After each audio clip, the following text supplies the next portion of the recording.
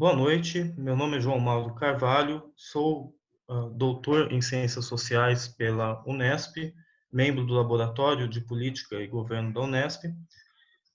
Estou aqui com os professores Tiago Mazzucato, doutor em Ciências Sociais também pela Unesp e professor da FUNEP, e com o professor Gabriel Brunatelli Antônio, doutor em Ciência Política pela UFSCar, professor do Instituto Federal de São Paulo. Estamos apresentando aqui um evento, um ciclo de debates do Laboratório de Política e Governo da Unesp. E hoje vamos ter uma discussão sobre a ideologia, utopia e religião. Como sabemos, o mundo nos últimos anos tem passado por um processo de radicalização ideológica que já dura alguns anos, né? Começa talvez com os movimentos de contestação que ocorrem após a crise econômica e que, mais recentemente, levam ao surgimento de alguns governos extremistas, né, tanto de esquerda como de direita. O Brasil não é exceção em relação a esse processo. Temos também uma polarização ideológica, uma divisão ideológica muito forte na nossa sociedade, como se nota facilmente quando navegamos, por exemplo, pelas redes sociais e nos discursos políticos que encontramos na mídia também, impressa, televisiva. E aqui com uma especificidade, não é?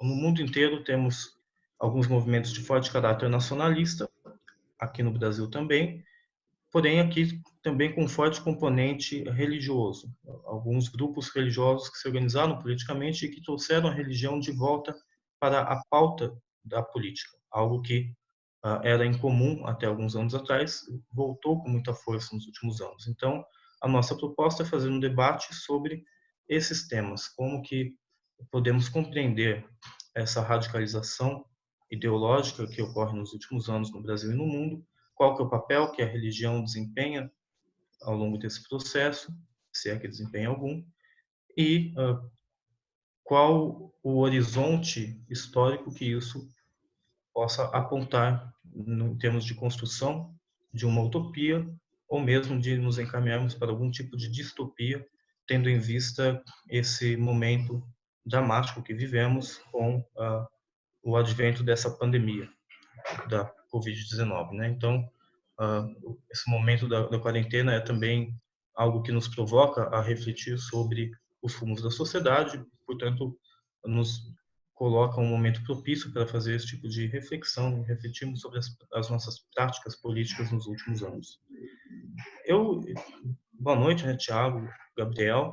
Eu iniciaria perguntando, né, passando a palavra para o Tiago, perguntando como você, Tiago, você defendeu uma tese de doutorado, né, trabalhando com o tema da ideologia e da utopia, como você enxerga esse momento que passamos atualmente?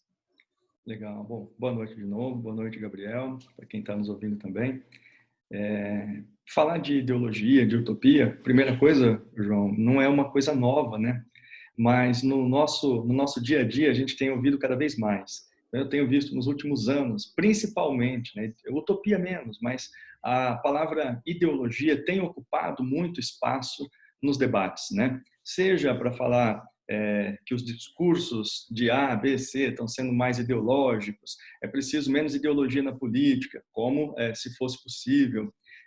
Até algumas maneiras depreciativas de se dizer, uma ideologia de gênero, ideologia e veio à tona novamente o discurso sobre, ou as narrativas, né, sobre ideologia. Então, assim, de repente, seria interessante também para a gente começar, o que é isso? O que é esse fenômeno, né? Então, eu trabalhei muito na minha tese com o conceito de ideologia do Mannheim, um pensador, um sociólogo alemão, que trabalhava de uma maneira diferente como vinha sendo conceituado ideologia e utopia até então. Para ele, a primeira coisa que ele fala, e que para nós pode parecer interessante, principalmente hoje, é que ideologia não é só o discurso do outro. Ideologia seria todo tipo de pensamento que tenta interpretar a realidade e mover as pessoas nessa realidade. Então, de uma forma geral, poderia dizer assim, bom, Mannheim está dizendo para mim, tudo é ideológico. tudo é ideologia. Todos os discursos dos mais diversos grupos sociais são ideologias. Mas num tempo como o nosso, em que a gente tem, por exemplo, várias narrativas sobre o mesmo fato, e ideologia não se propõe a ser, por exemplo, ciência, né? Uma diferenciação muito importante também para a gente fazer. Qualquer discurso dito ideológico, ele não é um discurso necessariamente científico. É uma visão de mundo sobre um determinado fenômeno que é compartilhada por um determinado grupo e que orienta a ação nesse mundo desse grupo. Portanto, todos os discursos, todas as narrativas que a gente encontra hoje poderiam ser ditas ideológicas. Poxa, se eu não gosto do A, gosto do B. Se eu gosto do partido tal, não gosto desse. Se eu gosto da religião tal, não gosto daquela. E esse pensamento orienta a minha ação no mundo, como eu vou interagir com os outros, como eu vou pensar o meu futuro, como eu vou pensar a sociedade, poderia ser dito ideológico. Mas eu acho que para começar a aquecer o nosso debate, colocaria isso. Tudo é ideologia na concepção do Mannheim. E, lógico, depois a gente entra um pouquinho nisso, como que é o choque de ideias, como é que a gente enfrenta essa multiplicidade de narrativas ideológicas e depois as utópicas também, no cenário atual. Porque é isso que acalora, é isso que, né, que dá o caldo que a gente está vivendo hoje, de muita tensão, de muito conflito, que deveria ser natural, mas está radicalizado. Perfeito. E isso é interessante, porque se tudo é ideologia, poderíamos talvez também dizer que certas concepções religiosas que se manifestam na política também seriam consideradas talvez ideológicas, né?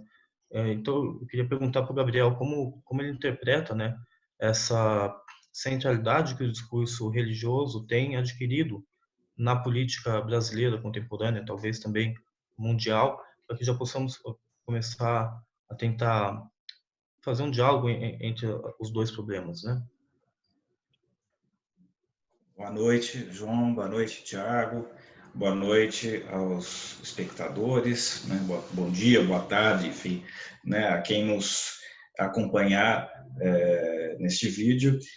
Eu queria começar dizendo que a religião ela está inextricavelmente ligada com os processos sociais. E isso não é um fato histórico recente. Se nós remontarmos a história da civilização, nós vamos encontrar sistemas religiosos como importantes instrumentos de organização do ponto de vista político, do ponto de vista econômico, do ponto de vista institucional da vida social.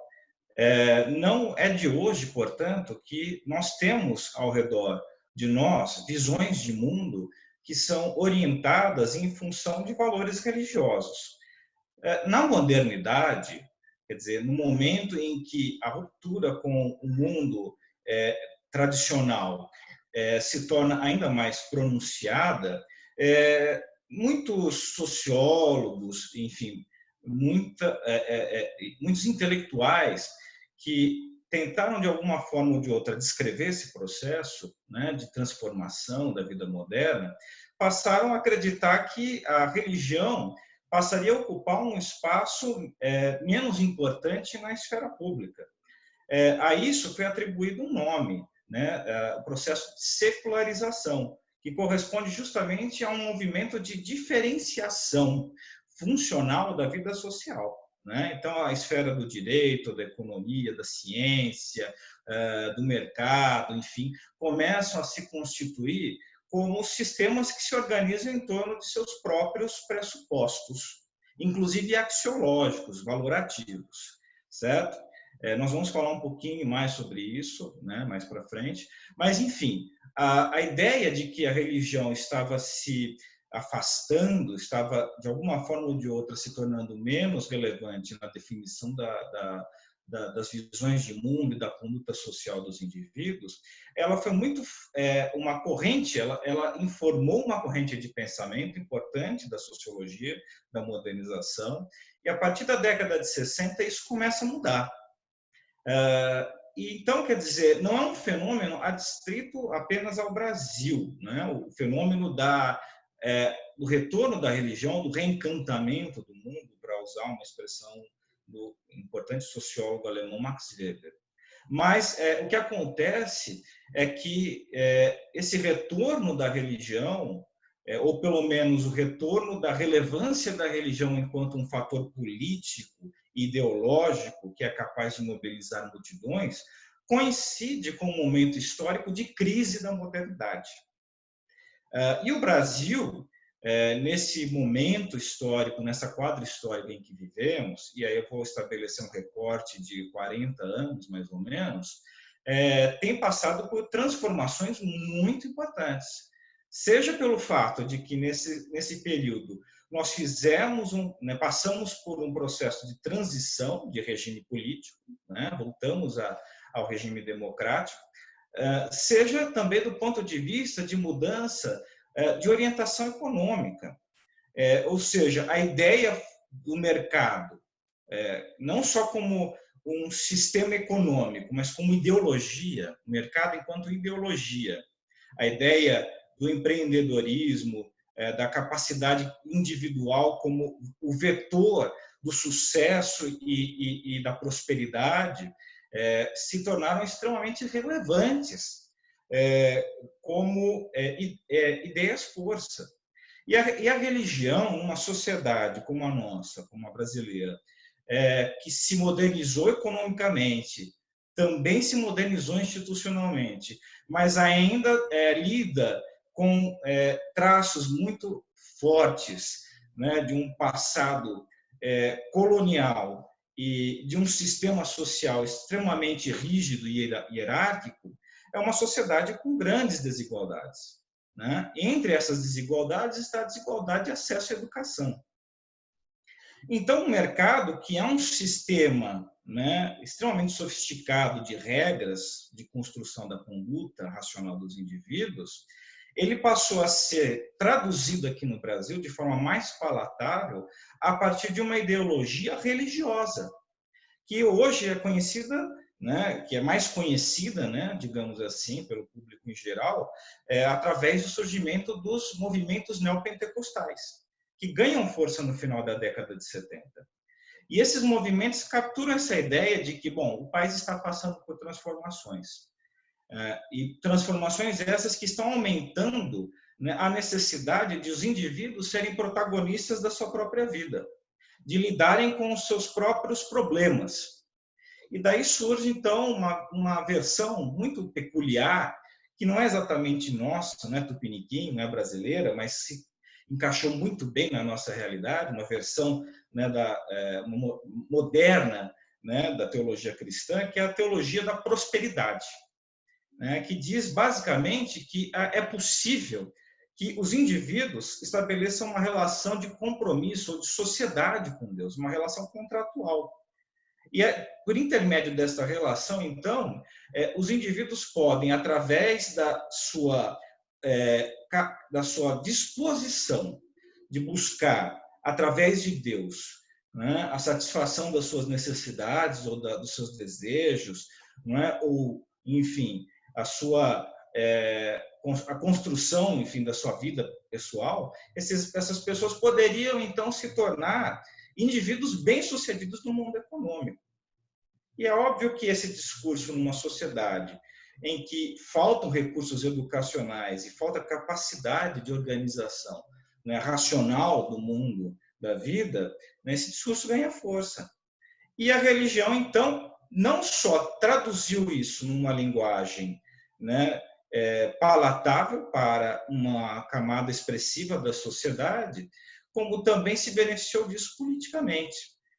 Então, os grupos religiosos têm sido muito eficazes do ponto de vista político no Brasil, desde o processo de redemocratização, desde a Constituinte, né, o processo constituinte que se inicia em 86 até os dias atuais, e tem ganhado cada vez mais protagonismo político, né, no Brasil. É interessante, você menciona a redemocratização, esse processo, né, de saída de uma ditadura militar para uma nova democracia. E havia um movimento forte religioso também, também com viés político, que era a teologia da libertação, né? No momento ainda durante a ditadura militar. Acho interessante tentar pensar, então, que há vertentes diferentes também nessa forma como religião, ideologia e política já se imiscuíram em diferentes momentos. E aí eu acho interessante, talvez, fazer algumas considerações sobre isso, né? Você falava de uma diferenciação funcional, né? A cada esfera da sociedade, digamos assim, cada área da sociedade passaria a ocupar uma função específica. Então, a ciência tem uma função, o direito tem uma função, e a religião também teria uma função. Se religião se miscui com ideologia, há uma certa mistura, digamos assim, das duas coisas, né? Como que vocês pensam assim esse processo? Porque ideologia, tanto ideologia como religião, pelo que eu entendo do que vocês dizem, são também formas como as pessoas se orientam no mundo, né? O Tiago usou a expressão a visão de mundo, o modo como as pessoas enxergam o mundo, como elas se orientam no mundo, e que, portanto, aponta também direções a serem seguidas, né? E quais as direções que vocês pensam assim que se estabelecem nesse momento, né? Como as pessoas estão se orientando por essas ideologias ou por essas concepções religiosas de mundo? Olha, o que eu acho que é legal também a gente ressaltar, e a sua fala, João, traz um pouco desse elemento, enganchado aqui com o raciocínio que o professor Gabriel colocou, é algo sobre a cultura política brasileira, né? Quando a gente tenta colocar isso tudo no caldo da cultura política brasileira e entender que, por exemplo, o discurso, né, a narrativa religiosa, enquanto na concepção de Mannheim uma narrativa ideológica, sempre esteve presente. O discurso, né, a narrativa econômica sempre esteve presente, né? E a gente sempre teve isso de dar um jeitinho, de conceber, de encaixar, né? Mas quando a gente pensa, por exemplo, né, tentando trazer também algum elemento assim do dia a dia e tal, essa dinâmica, né, das narrativas, porque primeiro elas sempre estiveram presentes simultaneamente, elas sempre estiveram num embate de ideias simultâneas, e pegando um pouquinho também dessa concepção da história como aquilo que a gente não consegue prever necessariamente, né? Aquilo que está em fluxo e a gente não sabe necessariamente o rumo para onde vai tomar, e aquele caldo do momento, aquele monte de ideias que estão no embate hoje, nesse momento, e que definem. Então, nós tivemos vários marcos definidores no nosso processo histórico. Vocês mencionaram mesmo a redemocratização, e tivemos um caldo de várias ideologias. Mas, por exemplo, eu penso que se a gente pensar um esquema teórico para compreender isso, e se eu vejo que as ideologias são esse conjunto de ideias que concebem como que o mundo é e move as pessoas no mundo, o Mannheim também nos deu uma outra iluminação. Acho que a gente vai falar bastante dos pensadores alemães aqui. O professor Gabriel trouxe o Weber, eu estou trazendo Mannheim também à tona, e colocando na roda também a questão das utopias, né? Então, quando a gente começa a falar primeiro de dois contradiscursos que se enfrentam, né, o Mannheim vai dizer, olha, eu tenho um discurso ideológico, e aí ele começa a aterrar nas disputas, né, do dia a dia aqui. Eu tenho um discurso ideológico, eu tenho pelo menos um discurso utópico, né, sendo que o utópico seria mais aquele que é disruptivo, aquele que quer transcender o que existe hoje. Então, se hoje eu tenho uma situação X na economia, uma situação X na religião, uma situação X na política, eu tenho possíveis discursos utópicos que procuram transcendê-lo. E eu também teria aí possíveis discursos ideológicos que atuam no sentido de tentar legitimar o que está aí, legitimar, manter a situação que está aí. Quer dizer, então, esse choque de narrativas, esse choque de discursos, né, que a gente pode chamar de ideológicos e de utópicos, eu vejo que eles sempre estiveram presentes, né? Mas ao contrário, por exemplo, da ciência, eles não têm um compromisso com a verdade, eles têm um compromisso com o fato. E o fato é a minha visão do fato. O que o meu grupo pensa desse processo, isso para mim eu quero transcendê-lo. Bom, para mim é uma utopia. Né? O que o meu grupo, enquanto um grupo social mais dilatado, pensa desse processo. Bom, a gente tem que manter essa situação, Bom, então isso para mim é uma ideologia. Bom, então eu não tenho necessariamente o compromisso de produzir a verdade como a ciência tem, mas eu tenho o compromisso de produzir uma interpretação dos fatos que me mova e mova o meu grupo no enfrentamento com os demais na história, né? Isso, por exemplo, posso trazer também, e aí eu passo a bola para vocês também, uma discussão sobre fake news, por exemplo, né? Como que as ideologias e as fake news poderíamos trazer e agregando também a questão religiosa, como que isso tudo impacta a democracia, né? Se todas as narrativas, se todas as visões de mundo são ideológicas ou utópicas na concepção do Mannheim, mas algumas delas, sendo que todas não têm necessariamente um compromisso com a verdade, mas com a sua interpretação dos fatos, mas a gente sabe que, por outro lado, algumas necessariamente têm um compromisso com a não-verdade, que a gente poderia passar de modo muito grosseiro a chamar de fake news, sendo ideologias ou sendo utopias, né, que tentam manter a situação, que tentam mudar a situação, mas de uma forma não verdadeira. Quer dizer, quando eu penso nesse caldo que a gente tem aqui hoje, né? E hoje eu faria o mesmo recorte do professor Gabriel, né? Nos últimos 40 anos, o tanto de transições que nós tivemos, o tanto de processos históricos, se a gente parar para colocar em perspectiva o tanto de narrativas ideológicas e o tanto de narrativas utópicas, e mais do que isso, o tanto de deslocamentos que os atores fazem, né? Ora, me parece que um ator está fazendo, o mesmo ator político, por exemplo, está fazendo uma narrativa ideológica. Daqui a pouco ele já está mais próximo de uma narrativa utópica, mas daqui a pouco ele está mais próximo de uma narrativa ideológica do tipo que eu chamaria hoje de fake news. E daqui a pouco, então, o deslocamento está muito grande, né? Então, essa sensação de estar perdido no mundo, me parece que predomina às vezes. E tem muito a ver com o que o professor Gabriel colocou também, né? A modernidade é marcada pela multiplicidade. E isso é inerente a nós hoje. Termos visões diferentes sobre o mesmo fato é uma característica inerente da nossa modernidade. Mas e aí, como que eu faço para achar um consenso? Se eu penso de um jeito, você pensa de outro, o professor pensa do outro, quem está falando a verdade? Então, o discurso sobre a verdade passa a ser um problema nos tempos atuais. E aí eu posso ter a vertente que diz, não existe verdade. Todas as interpretações são verdadeiras. E eu relativizo tudo.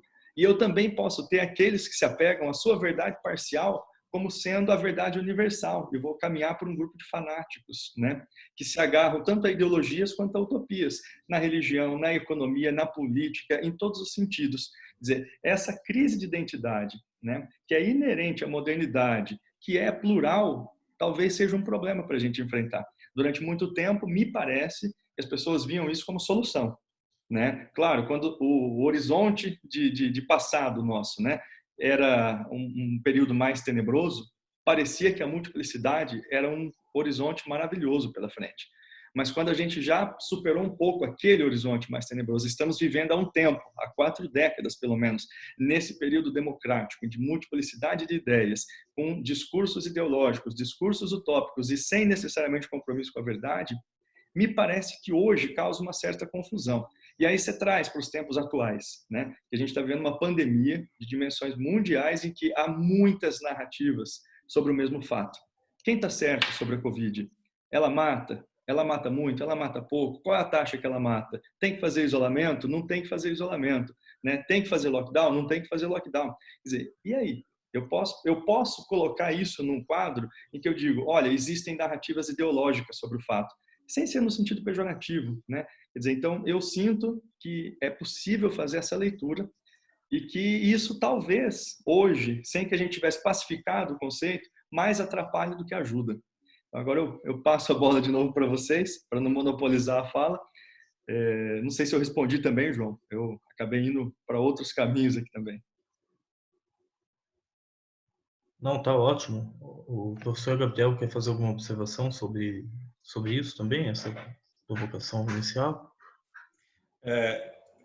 Eu achei muito interessante as colocações do professor Tiago, e eu queria colocar aqui, retomar um ponto que você, João, que você apresentou imediatamente após a minha fala, que eu achei que é importante. No momento em que o neopentecostalismo desponta, efetivamente nasce como uma vertente religiosa no Brasil, nós tínhamos também uma certa pujança de um grupo, de um segmento também da Igreja Católica, que nós poderíamos chamar de progressista, que é o grupo vinculado, que era mais fortemente vinculado à teologia da libertação, que havia sido gestado no âmbito das comunidades eclesiais de base, que foram inspiradas no Concílio do Vaticano II, na década de 60, enfim. E aí nós poderíamos dizer que esse grupo católico, que surge e ganha força nesse momento de aceleração também das transformações econômicas no Brasil, esse grupo talvez estivesse um pouco mais próximo daquilo que o Tiago enunciou muito bem como uma visão de mundo utópica, né? Não que fosse revolucionária necessariamente, né? Não que buscasse a transformação radical, a superação do sistema capitalista. Eu acho que dentro desse movimento havia uma variedade de posições, mais ou menos radicais, no sentido de se adequar ou não ao sistema econômico vigente. Mas havia claramente uma proposta de mudança social, que vinha a reboque de um processo vigoroso de transformação econômica. Então, a modernização econômica, me parece, reclamava a assunção de uma ideia, de uma interpretação desse processo, o que aconteceu de maneira muito rápida. Então, esses dois atores religiosos, né, de um lado, a teologia da libertação, né, protagonizada por setores de base da Igreja Católica, e de outro, a teologia da prosperidade, que emerge nos movimentos neopentecostais, eles polarizam, de certa forma, no campo religioso, o processo de interpretação dessa vigorosa mudança econômica pela qual o Brasil estava passando. Uma mudança que estava engrenando o país, enfim, nas estruturas do sistema capitalista mundial. E o neopentecostalismo acaba, de certa forma, prevalecendo entre os grupos religiosos, inclusive moldando em grande medida também a identidade católica, porque nós temos hoje um processo de pentecostalização do catolicismo no Brasil, porque essa linguagem, essa gramática ideológica da adaptação a este novo mundo econômico, ela acabou prevalecendo em relação à gramática da superação, da transformação. O tempo da economia, que é um tempo extremamente rápido, célere, de transformações, né, que acabam se desdobrando também em uma série de rupturas, né? Rupturas tanto do ponto de vista institucional, porque o Estado, enfim, as instituições sociais como um todo, elas são abaladas no momento em que o capitalismo ele se torna global e não mais, né, politicamente administrado, né, quando o capitalismo ele se globaliza, né? Então, no momento em que isso ganha força, esse processo de globalização, ao mesmo tempo, né, a postura que acaba prevalecendo não é a postura da transformação. A transformação parece que se torna algo extremamente distante, uma possibilidade muito remota. E ao invés, então, da transformação, o que prevalece? A ideia de uma reação adaptativa. Como nos adaptarmos a esse mundo, né, que, de certa forma, tornou a economia, fez com que a economia se transformasse, a economia capitalista, se transformasse no grande centro gravitacional, né, da vida social. Então, nós acabamos, né, de certa forma, caminhando na direção de uma forma de vida social em que a linguagem do mercado ela se impôs dada a grandeza, dada a magnitude, né, que os processos econômicos em escala global adquiriram, tornando as instituições sociais e a política, em particular, cada vez mais impotentes, né, no sentido de dirigir esses processos econômicos. Então, qual é a solução? se está tão difícil superar, o que precisamos? Precisamos de algo que nos ajude, né, a nos agarrarmos a essas estruturas em transformação e, de alguma forma, sobrevivermos dentro dessa nova realidade. Então, eu acho que isso ajuda a entender por que essas forças sociais, né, religiosas, que estão condensadas em torno do movimento neopentecostal, acabaram tendo a primazia do processo de organização das identidades coletivas no país, né, nas últimas décadas. Por que eles conseguiram converter o capital religioso de que eles passaram a dispor em capital político? E por que hoje eles são tão importantes como base de sustentação política e ideológica do governo, do atual governo federal, né? E, sobretudo, do presidente da República, do atual presidente da República, o Jair Bolsonaro. E se me permite... Isso me faz pensar em uma última provocação, né, para a gente encerrar. E aí, mais para fazer um comentário, para vocês poderem fazer um comentário final também, né, que é essa questão. As ideologias são múltiplas, né, mas quando elas tentam se tornar as detentoras da verdade, elas podem entrar em choque, né, colidir. O Estado originalmente é neutro em relação às ideologias, ou deveria ser neutro em relação às ideologias e às concepções religiosas. Como vocês enxergam, assim, no comentário final, esse momento em relação a esse impacto que algumas ideologias têm na democracia hoje, como uma forma como elas se relacionam com o Estado? Eu ia até fazer um comentário, que pegando o gancho que o professor Gabriel falou, que eu sinto que, assim, claro, nesse momento atual, me parece que há uma radicalização e uma intensificação, né?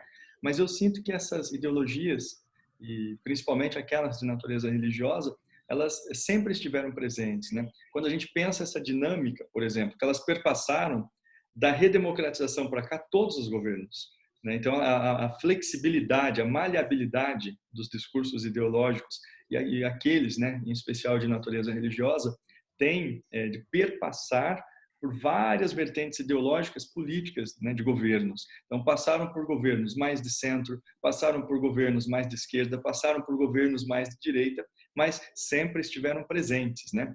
Então, assim, quando eu penso, por exemplo, e aí, quando o professor Gabriel falava, me vinha à cabeça a visão do Mannheim de uma dinâmica social das ideologias, e vendo esse movimento, essa flexibilidade dos discursos ideológicos perpassarem por governos de várias matizes políticas, me vem um pouco aquele jogo que ele diz: olha, eu sempre tenho, pensando no fluxo da história, no embate de ideias, né? Eu parto do princípio de um grupo que está no poder, no governo, que eu chamo de status quo, e eu tenho necessariamente duas posições básicas diante dele. Ou eu vou defender a permanência dele, né, e legitimá-lo em algum grau, ou eu vou defender a mudança dele, né? E mesmo a defesa da mudança, porque a gente tende a entender, e quando leva isso para o discurso político partidário, por exemplo, tende a entender como oposição, né? E aí eu vejo que oposição não é necessariamente homogênea, e é essa concepção do Mannheim, e quando a gente traz ela para analisar o discurso religioso, também nos permite ver isso. Quer dizer, a mudança, a visão de mudança do status, daquilo que está aí, que a gente poderia chamar de ideológico, em sentido mais duro do termo, ela pode ser progressiva, pode ser regressiva, ela pode querer mudar para algo novo, ela pode querer mudar para formas antigas. Quer dizer, então é quando a gente passa a ver uma visão de conservadorismo, de progressismo, né? Ou o que a gente chamaria hoje de centrão, né? Que é uma visão de permanência, independente do que seja, né? Então, me vem um pouco isso à cabeça, né? De instrumentalizar isso. Como que eu uso esses conceitos para analisar hoje, por exemplo? E eu achei interessante as colocações, porque me permite ver, por exemplo, quando eu olho para essas vertentes religiosas e ver como que elas tiveram a maleabilidade de transitar por diferentes governos em diferentes períodos da história, né? E sempre se adaptar aos tempos, aquilo que convém mais, aquilo que pode ser mais interessante a elas, mas elas sempre estiveram permanentes, né? E pensar nesse quadro, nesse jogo, nessa disputa de ideias. E assim, isso nos faz entender um pouquinho do hoje, né? Porque muita gente olha para o hoje e fala assim, é impossível entender isso, né? Como que isso está acontecendo? Como que tal agrupamento religioso defende esse ponto de vista, como que eles podem se radicalizar tanto, como que eles podem se flexibilizar tanto, mas entender também, acho que isso talvez seja alguma coisa que nos dê um horizonte também, projetar, né? Se ela tem essa flexibilidade e se ela se move conforme a dinâmica da história, como pensar, por exemplo, pós-Covid-19, porque essa crise mexe com todos os alicerces de vários agrupamentos. Como pensar? Será que a gente pode projetar como que esses grupos vão se comportar daqui para frente? Porque eles se movimentam conforme as demais estruturas se mexem também, né? E como pensar que determinados agrupamentos ideológicos, e em especial aqueles religiosos, que há uma década atrás a gente poderia chamar essa teologia da prosperidade, por exemplo, estava muito ligada a um governo mais de esquerda e que agora se liga mais a um governo de direita. Não quer necessariamente dizer que ela vai ser sempre assim, né? Então, conforme os fatos vão se desenrolando, e é isso que eu acho que falta um pouco, não para nós, né, mas eu digo no geral, entender que se hoje esses agrupamentos estão nessa dinâmica, eles podem se alterar. Então, entender quais os elementos que estão afetando a realidade hoje, quais os elementos que estão afetando a interpretação que esses agrupamentos fazem da realidade, para a gente poder fazer uma leitura de como que eles podem vir a se comportar. Então, isso, para mim, é uma coisa que preocupa por um lado, né, porque a realidade é esse jogo de disputas de posições em aberto, mas, por outro lado, também nos permite algum grau de previsibilidade quando nós conseguimos situá-los, né, a partir de uma trajetória em que eles se movimentaram dessa forma, daquela forma, ver como estão hoje e nos permitir um grau mínimo de previsibilidade de para onde eles podem se movimentar nos próximos momentos, que eu chamaria de nos próximos anos ou na próxima década, né? Porque ninguém diria que determinados agrupamentos ideológicos hoje, 2020, estariam com essa conformação, né? Mas foi como as coisas foram se movendo. É um jogo dinâmico, é um jogo fluido. Então, eu encerraria um pouco por aqui, depois se vocês tiverem também alguma coisa para colocar, fiquem muito à vontade. Você me lembrou a concepção do Weber, né? O futuro está sempre em aberto. Exato. O professor Gabriel quer fazer um comentário final também? Eu queria dizer que, bom, uma das bases fundamentais, um dos alicerces da construção do Estado Nacional moderno é a laicidade, é o princípio da laicidade. Se nós situarmos a construção desse princípio no eixo histórico, nós vamos perceber que a laicidade ela está inextricavelmente ligada com o contexto, por exemplo, da Inglaterra do século XVI, século XVII, em que havia uma profunda polarização social em torno de valores religiosos. Essa polarização acabou evoluindo para uma guerra civil. E essa guerra civil, ela se desdobrou em décadas e décadas, não só de instabilidade política, mas de violência brutal. E foi a partir da superação do radicalismo ideológico e da assunção da ideia de tolerância e de neutralidade do Estado em relação à religião que foi possível construir uma esfera pública em que os diferentes domínios da vida privada pudessem coexistir.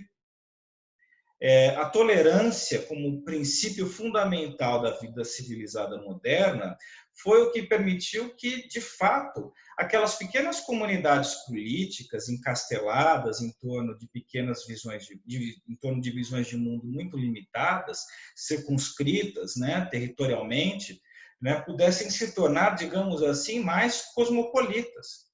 Porque o Estado Nacional moderno é um Estado que nasce com uma vocação cosmopolita, de eliminação das diferenças de status, a partir da assunção do princípio da cidadania. Então, a religião, assim como qualquer outro tipo de identificação social, ideológica, não pode ser uma barreira para que os indivíduos fruam plenamente todos os direitos de que eles dispõem no campo da cidadania.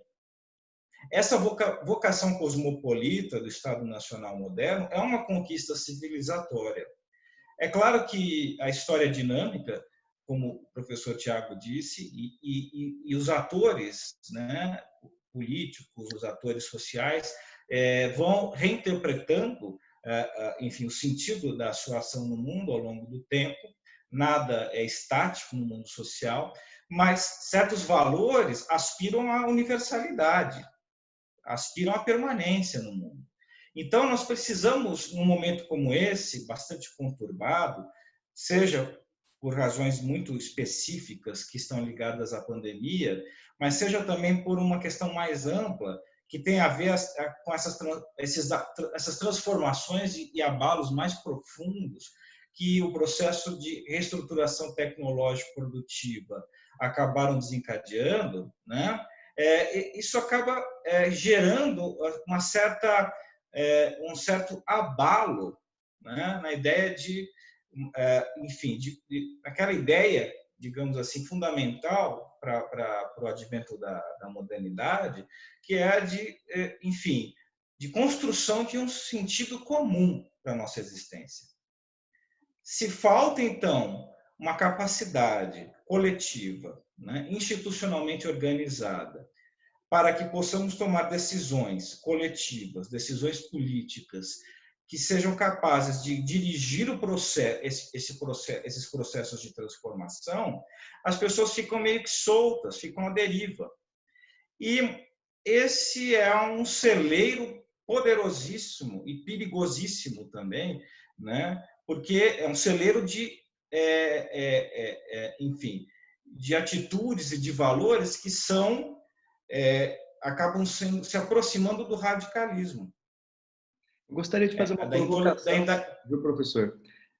Porque a sua fala me suscita aqui uma dúvida e me lembra também da fala do Peter Berger, quando ele questiona assim, como ter convicções sem se tornar fanático, né? Se por um lado tudo se relativiza muito, mas, por exemplo, se os discursos ideológicos não têm um compromisso necessariamente com a verdade, mas com a sua interpretação dos fatos, como que eu posso estabelecer determinadas balizas ou limites para que eles não, ou sobre os quais eles não podem ultrapassar, para a gente manter um patamar civilizatório, por exemplo, né? Porque, óbvio, eu não preciso ter um compromisso com a verdade, mas com a minha interpretação dos fatos, mas o que limita a minha interpretação dos fatos a não me permitir, por exemplo, uma defesa da agressão do outro? Existe essa possibilidade? Como que nós podemos mediar essas balizas? Porque o radicalismo que a gente vê hoje, e não é só no Brasil, é no mundo inteiro, me parece que passa também por uma flexibilização ética dessas barreiras, desses limites, né?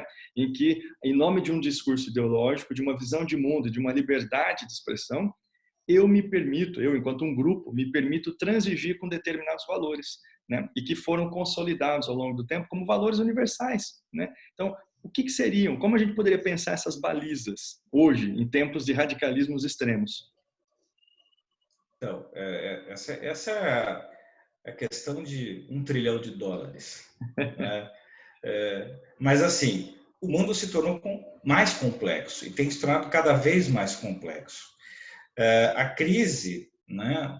A crise pela qual nós passamos não é uma crise só no sentido de degeneração das condições de vida, de precarização, de perda, enfim, de garantias de direitos, enfim, uma crise do ponto de vista de retração de conquistas civilizatórias.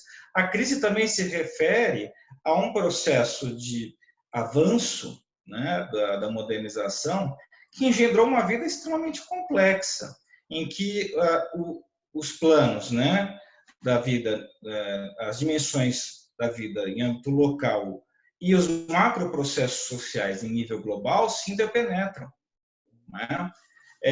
E isso leva a que uma constelação de problemas se tornem relevantes. Então, aquele mundo industrial, capitalismo industrial, que passou a ser, de alguma forma ou de outra, estabilizado e organizado em grupos econômicos, com partidos políticos, com instituições relativamente estáveis, perde parte significativa da sua centralidade. Hoje nós estamos lidando com a pandemia, mas a pandemia também ela é agravada por uma série de outros problemas, entre eles a própria desinformação e a incapacidade que as pessoas têm de filtrar discursos e de não reconhecer a cientificidade de determinados discursos que são aqueles que devem ser chancelados pelas políticas públicas. Então, isso também é uma consequência também excessiva, não vou dizer excessiva, mas do crescimento exponencial da nossa capacidade hoje de comunicação. As pessoas estão interligadas umas com as outras, né? E o fluxo de informações é muito grande. E isso faz com que, diante de um mundo já bastante instável, né?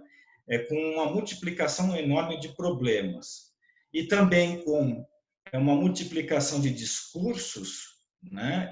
Ou mesmo de informações, né? Acima de tudo, os indivíduos busquem uma rocha sólida, né? Então, esse é o celeiro, né? De visões de mundo, digamos assim, que são reativas. A reatividade e a busca de caminhos que, de alguma forma ou de outra, conservem ou busquem retornar a um patamar de vida, a uma condição de vida anterior, que era considerada mais segura, né? Acaba sendo algo que hoje ganha densidade política. Então, nós estamos vendo os grupos conservadores e os reacionários ganharem força. E parte significativa desse movimento acontece dentro do campo religioso. Só que quando ele se torna fundamentalista, ou seja, quando os seus valores se tornam absolutos e inegociáveis, nós temos um problema. Porque a política democrática, que é a política que emerge no contexto do Estado Nacional moderno, exige que sejamos razoáveis. A razoabilidade, a moderação, a razoabilidade, quer dizer, a capacidade de fazermos o uso, né, público da razão, e isso implica na formação, num patamar, um acervo de valores e de conhecimentos comuns. E me parece que não estamos sendo capazes de produzir esse acervo de valores e de conhecimentos compartilhados. Não dá temos uma por exemplo, trazendo um pouquinho também do raciocínio do Habermas, não parece que a gente está perdendo a capacidade dialógica ao passo em que esses extremismos se tornam mais densos? Por exemplo, no perder a razoabilidade ou a racionalidade da comunicabilidade. Eu me comunico a partir de pressupostos pétreos e não a partir de argumentos racionais. Eu não me torno, eu deixo de ficar apto ao convencimento racional pelo outro, porque eu tenho minhas verdades pré-estabelecidas, né? Então, me parece que algo que aparentemente estava superado, parece que retorna até com uma densidade maior, né? Exatamente. A dialogia, ou seja, a capacidade de termos ou de construirmos uma racionalidade comunicativa, de desenvolvermos a empatia e compreendermos o ponto de vista do outro, é fundamental para que tenhamos uma esfera pública democrática. E isso envolve não só a formação do ponto de vista técnico, isso envolve uma formação também que incorpore valores. E aí, quando eu falo de uma sociedade que não está conseguindo se reconciliar consigo mesma, não no sentido de pensar da mesma forma, mas de conviver com a diversidade, esse problema atravessa a sociedade verticalmente. Eu não estou falando apenas da pessoa que não tem acesso à educação escolar. Eu estou falando de um contexto que engloba, inclusive, e talvez, sobretudo, as próprias elites. A elite econômica, até mesmo um setor da elite intelectual ou anti-intelectual, né, que tem se arvorado, digamos assim, a esposar posições que são abertamente autoritárias. Né? Então, certos ideólogos, certos pensadores, temos até um guru, hoje em dia, né, de uma certa corrente de pensamento, que é abertamente, né, antidialógico. Professor, me parece, a gente tem uma... Só para concluir, pretendendo-se intelectual, ele adota posições estritamente anti-intelectuais, porque são avessas ao diálogo e à civilidade como pressupostos da criação do conhecimento. E a sua fala também me remeteu a uma coisa, que é, durante muito tempo a gente ouvia falar sobre as ideias fora do lugar. Mas as ideias fora do lugar, me parece que nunca estiveram fora do tempo, né? Se durante um determinado momento a importação de uma ideia que cabia como luva para um outro país, para a nossa realidade, era uma coisa anacrônica, né? Vamos importar um liberalismo numa sociedade escravocrata, vamos nos dizer liberais, mas temos as práticas, né, escravocratas, não cabia o liberalismo numa sociedade escravocrata. Mas me parece que o liberalismo era um discurso daquele tempo, não desse lugar. Mas hoje me parece que a gente tem as ideias fora do tempo, né? A gente está trazendo à baila um conjunto de ideias que remetem a um radicalismo fanático em várias vertentes, né? Na política, na economia, na cultura, na religião. E esse radicalismo de natureza mais fanática me assemelha, a mim, me soa mais como ideias fora do tempo do que ideias fora do lugar. E ouvindo o senhor falar, me remeteu um pouco a isso, né? Quer dizer, talvez o nosso anacronismo também seja uma forma de reviver a tese das ideias fora do lugar, mas talvez fora do tempo, porque é um tempo em que a história parece que já tinha superado, né? O tempo em que a gente viveu todas as extremidades e a gente estava caminhando para uma moderação, inclusive com uma herança que durante muito tempo foi criticada, mas que hoje a mim, pelo menos, parece que é algo muito benéfico, que é essa coisa da gente ser um povo cordial, né? Um povo mais receptivo, mais não no sentido necessariamente do Sérgio Buarque, mas no sentido do dia a dia mesmo, assim. Hoje esse radicalismo parece se cristalizar na sociabilidade mais mínima, né? Um bom dia parece que já virou um problema, né? E a gente perdeu um pouco disso. E esse discurso ultra radical me parece que tem essa sequela hoje em dia, né? Sim, sem dúvida. Eu gostei da maneira como você colocou a questão, retomando um famoso ensaio, né, do Roberto Schwartz, As Ideias Fora do Lugar. E, de fato, no século XIX, as ideias eram ideias de vanguarda, avant la lettre. Eram as ideias que pareciam encorpar um projeto de civilização, mas numa sociedade, numa estrutura social que, de maneira alguma, se comprometia a efetivá-las. Havia digamos, essa discrepância, mas, ao mesmo tempo, se aspirava à vida civilizada, ao menos do ponto de vista discursivo. E hoje a gente vê o contrário. A gente vê uma sociedade que conseguiu avanços institucionais importantes nas últimas décadas, mas que, pelo menos uma parcela expressiva dela, eu diria um terço da sociedade brasileira, aspira exatamente o contrário. Aspira justamente se desfazer dessas conquistas. E a democracia, que é uma conquista fundamental, ela pressupõe a concretização de valores liberais também. O respeito aos direitos individuais, a separação de poderes, né, a equidistância entre os poderes, enfim. E o que nós estamos vendo hoje em dia é exatamente essa postura regressista. Né? E aparentemente sobre um pretexto anti-ideológico, né? Mas sobre um manto anti-ideológico, né? Tudo que era ideológico era considerado ruim, por exemplo, mas estabelece uma ideologia que resgata, e algo aparentemente, concordo com o senhor, inédito na nossa história, pelo menos na nossa cultura política, né?